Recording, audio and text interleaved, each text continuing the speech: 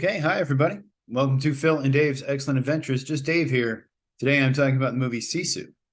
This is going to be a spoiler review, so if you are concerned about spoilers and you've not seen the movie yet, I would encourage you to go ahead and watch the movie first before you watch this review. So, Sisu is a movie about a man in Finland during 1944, 1945 through the end of World War II who discovers some gold and has to escape from some Nazis before they kill him and take the gold. So as far as what I liked about the movie, overall I liked the cast. I liked Jorma Tommila as Tommy Corpy, the main guy. Aksel Hennie as Bruno. Jack Doolan as Wolf. Mimosa Willamo as Aino, and Oni Tommila as Schutzi. I don't know if I pronounced any of those names right. They're, I think, mostly Finnish. But yeah, all the acting, all the performances in this throughout were really good. I really liked them a lot. I really like the opening statement in this movie where they say, Sisu is a Finnish word and has no direct translation, but essentially a force of unstoppable determination that comes out when most necessary. And then they go on to explain that, it's 3 years into World War II. Finland is signed into an armistice with the Soviet Union, and the German Nazis are just going scorched earth and destroying everything in their path. So definitely a time where the determination is necessary. So I liked it a lot. The music really kind of struck me there, and I'm like, yeah, I felt inspired. I was like, yeah, I'm into this movie. I'm ready for this. And I love the music throughout. I forgot to look up the name of the composer who did it, but yeah, great music. I really like the score throughout the movie. I really like the cinematography and just the scenery itself. Finland is a beautiful country, and I didn't really know that. I've never been there. I don't know much about Finland, but yeah, it was filmed in the Lapland area, and yeah, it's really nice and really beautiful, very picturesque, and some really nice kind of landscapes and everything out there. So it was cool to see all of that. I really liked the practical effects in this movie because it's a movie with a low budget. They couldn't really afford many digital or CGI type stuff. So they mostly did practical effects, and they mostly look really good. And a lot of the makeup as well, like the scars on Atami are really good throughout. And a lot of the other things, you see the actual, people getting stabbed and faces getting, all sorts of different things, and it all looks pretty good. It all looks pretty realistic, and I really appreciated that. There are some CGI effects, but for the most part, they're practical, or at least they looked practical to me, and they looked really good.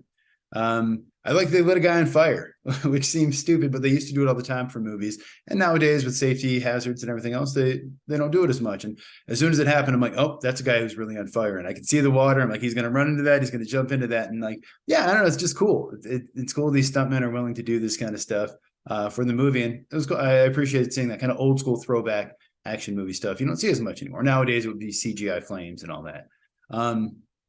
I really like the landmine scene where he finds the Nazis and he has to kind of get away from them, and he ends up like throwing a landmine at one of the Nazis and it just explodes in his face. I think you see that in the trailer. Great. I love Nazis I could watch a full movie of just Nazis getting killed, which is kind of what this was. But yeah, I could watch that whole landmine scene for an hour and a half. It was great. I like that there's not a lot of dialogue, especially at Tommy. He doesn't speak at all, except for at the very end of the movie. And he just says he wants to exchange the gold for money. Big bills so they won't be such a bitch to carry. And that's it. I think he says like 10 words in the entire movie. And that's great. I really appreciated that because the guy's performance, it held up throughout, and I didn't really need him to talk, and it added to the sort of the appeal of the character and the sort of legendary quality that he sort of has. So I like that a lot. Other than that, I did like Wolf's death scene as well, because he kind of leaves Wolf alone for a minute, and I'm like, wait, why did he spare Wolf? I don't understand. And then the women come up to kill him. Like that was a fun scene, so I appreciated that. As far as what I disliked about the movie, the lack of dialogue, like I said, I liked it, and I liked it for the character, but it did make it for me a little boring sometimes when you're just kind of walking around and you're just seeing this guy, walking around by himself, not talking to anybody and not really interacting. So, giving him someone to interact with maybe would have been a little more, but then again, that would have been very Hollywood to have like a jokey sidekick. So I didn't need that necessarily, but there were a couple times where it was a little slow for me, especially at the beginning. And that's honestly because I probably have ADHD, and I just wanted to see action all the time. And so anytime there was an action, I'm just like, can we get to the Nazi killing already here? But there's not much of that, honestly. The treatment of women in this movie bothered me a little, especially at first when I saw them. I'm like, it's very heavily implied that they're being mistreated, which of course is something that happens during war. It's currently happening right now in Russia. And that's terrible. And I understand that's a thing, but I don't necessarily need to see it, especially glorified. And I don't think they did it all in this. They sort of addressed it, and then the women kind of get their own revenge, I suppose, which is nice. Again, it's not very nuanced, and I'm sure not either way, it's an action movie, and I'm not expecting women to sit there and go through and deal with the trauma and all that kind of stuff. But I don't know. For the most part, I liked it. And I liked the female characters, but at first, especially when they showed them, I'm like, I never like to see that. And then the other thing about the movie, and I think a criticism that some people have had, is that it's there's no logic. It's like a cartoon. It's really like Looney Tunes or something. And there's a couple of parts where I'm like, okay, you know, when you see a movie, there's a certain suspension of disbelief you have to have. And for this one, early on, I'm like, okay, there's some scenes where like, okay, how are you getting out of this landmine? Like, and he does, and you're like, okay, fine. There's smoke and stuff from the, okay, that's believable. But then once you get to the guy getting lit on fire and he goes underwater and then he like slits the dude's throat and then like breathes the air from his lungs, I guess. And he does it a couple times. It gets to a point where it's again, I'm like laughing because it's so over the top and ridiculous. But that's when I realized, okay, this is a cartoon. This is Looney Tunes. This guy is Bugs Bunny, you know, and he survives a plane crash. He survives being hanged for like, I don't even know, several hours, I think, a very long time. And okay, fine. I understand it's not real. It's kind of a legend. So that's kind of the point. So yeah, I think if you can make that though in your brain, if you can understand like, hey, this is kind of a cartoon, it's not real, then it's enjoyable. And for me, it was because I didn't mind that so much. Other than that, movie is directed by Jalmari Helander. I don't know if I said that right at all, but he directed Rare Exports and Big Game. I really liked Rare Exports, and I didn't realize I had seen Big Game until just recently, and I was looking it up, and I'm like, oh yeah, I did see that movie. Sam Jackson plays the president, and the little kid has to rescue him. It's a fun little movie. I really liked it.